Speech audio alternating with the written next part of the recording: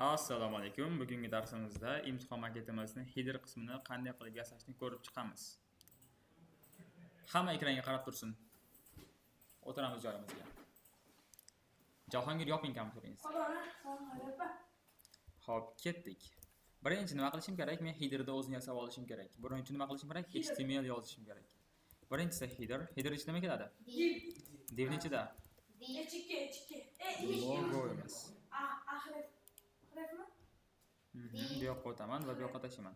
Va qaranglar, shu yerda image ochaman va image ichida header ochaman.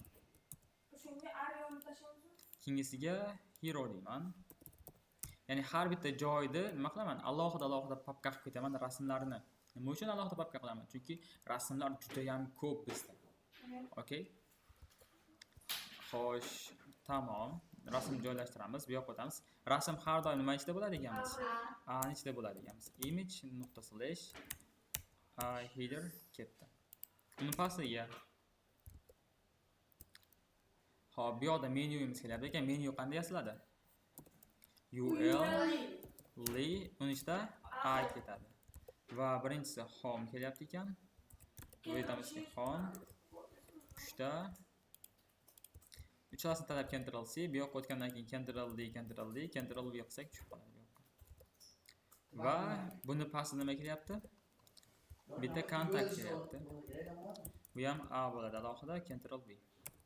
Nima deysiz?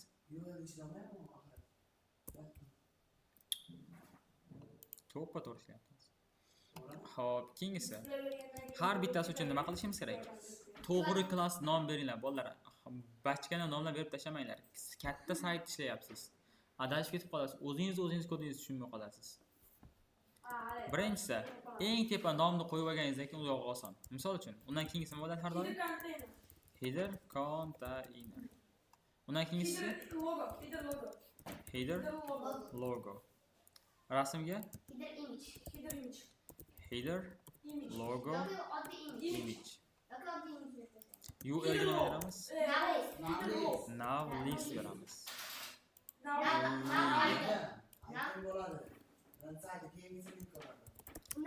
Now item. Va aga nima qilamiz? Class now link. Bitta now dekini o'zi URL linkini biz yodlab olganmiz. Now bilan beriladi odatda. Bu yog'imiz header bitta yangi qo'yamiz. Bo'ldi, bizda tayyor. Okay? Chunki kontaktni bosgan paytda mayda kontakt bo'limi bor ekan. Shu sahifaga o'tish kerak. Agar qanaqadir modalog chiqqanda ustiga, unda button qilardik. Lekin buni kontakt degan alohida sahifasi bor. Shuni hisobiga add qilib ketyapman, okay? Xo'sh, davom etamiz. Endi bularni hammasini Open Live Server qilaman. Open Live Server menda chiqdi va bu yoqqadan klasslarni nusxa olaman, SSRdan. Birinchi nima olishim kerak bu yoqqa? Yulduzcha. Margin null, padding null, box sizing border box. Ctrl V. Headerga background color malatsi. I'ni bosib rangini ko'ra olaman. Bitta bosadigan bo'lsak, shunaqa. Chiqdi bizda. Keyin nima beramiz? Hozir 10 daqiqa uzoq olib chiqib beraman.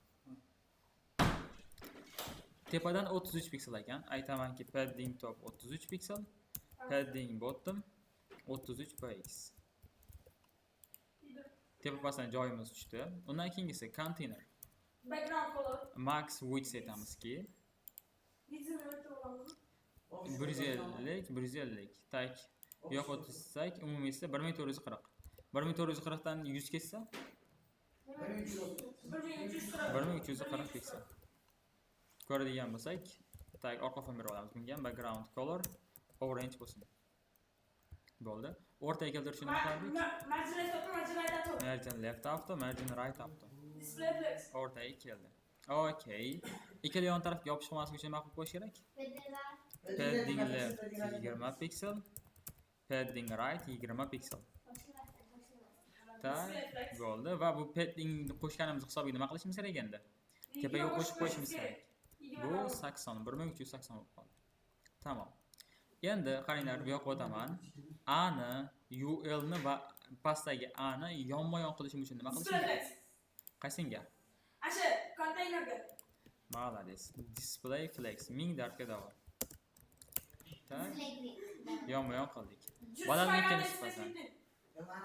Yo'q, Legend Items Center beramiz. Display content space. Bu yerda justify content bera olmaymiz. Nimani hisobiga? Qaranglar. Justify content space between beradigan bo'lsam, mana o'rtaga ketib qoladi. Lekin bu qayerda turibdi? Bu yoqda turibdi. Qanday qilib turib bu UL ni bu yoqqa o'tkazishim mumkin? Yo'q, gap ham bera olmaymiz. Juda ham katta gap bera olishingiz. Space analog beramizmi? Space analog. Qaranglar, logo nima qilish kerak? O'ng tarafga qarab bitta mush cho'zish kerak. Mush otish nima qilish kerak? Margin right dahosiz. Margin right auto. Okay?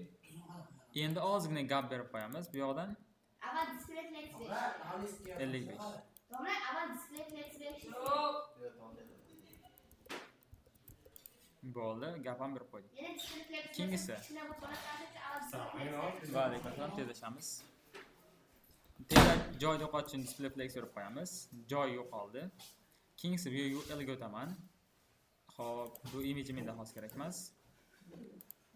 Lilar yonma-yon bo'lishligi uchun nima qilishim kerak? display flex. Display flex berishim kerak. Bu yoqqa o'taman. Bunga aytamanki display flex bo'lsin.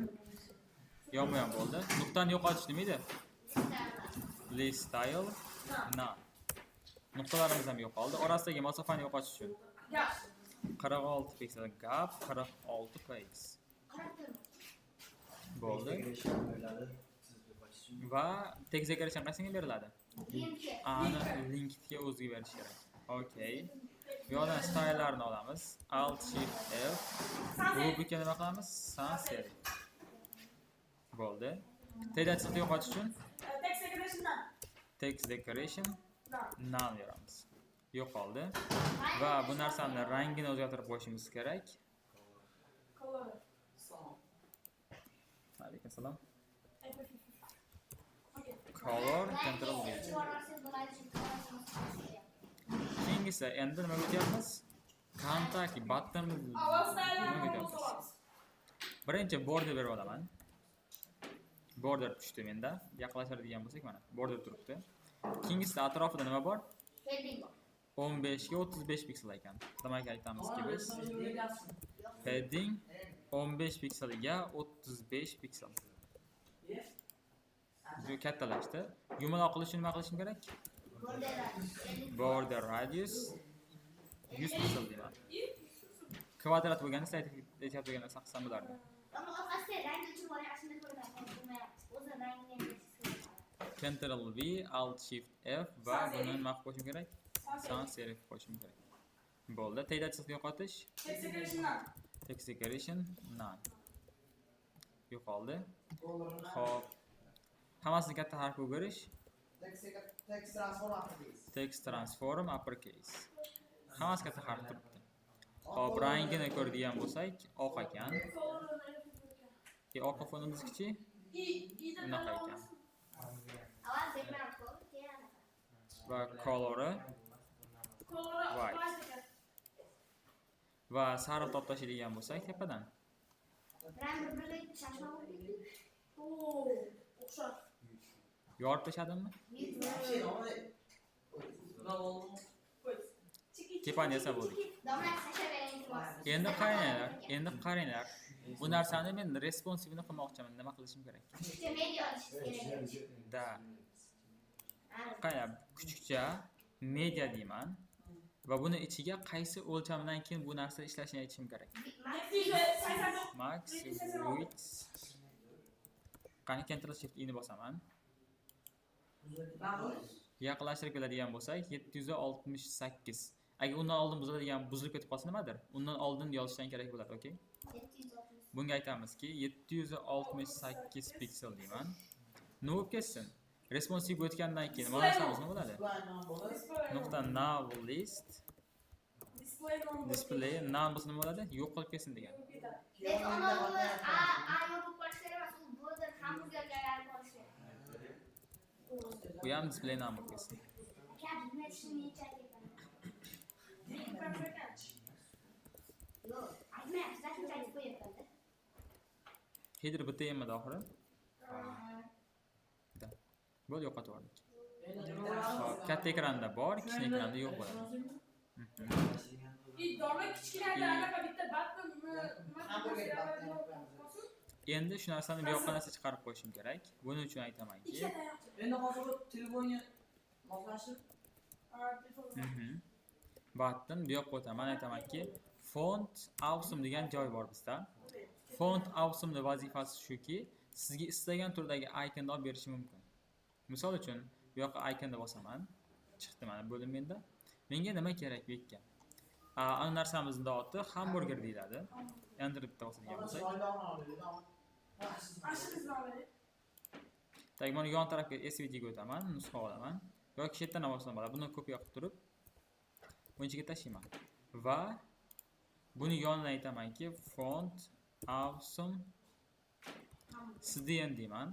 CDN deganida bu yoqda uni linkini olib beradigan joy bor. Nusxa olaman va eng tepaga chiqib, buni pastga Ctrl V qilib qo'yaman. Shuni nusxasini olib beraman. Menga chiqarib berdi. Endi buni aytamanki, pastroqqa tushamiz. Buttonga aytamanki, class hamburger menu.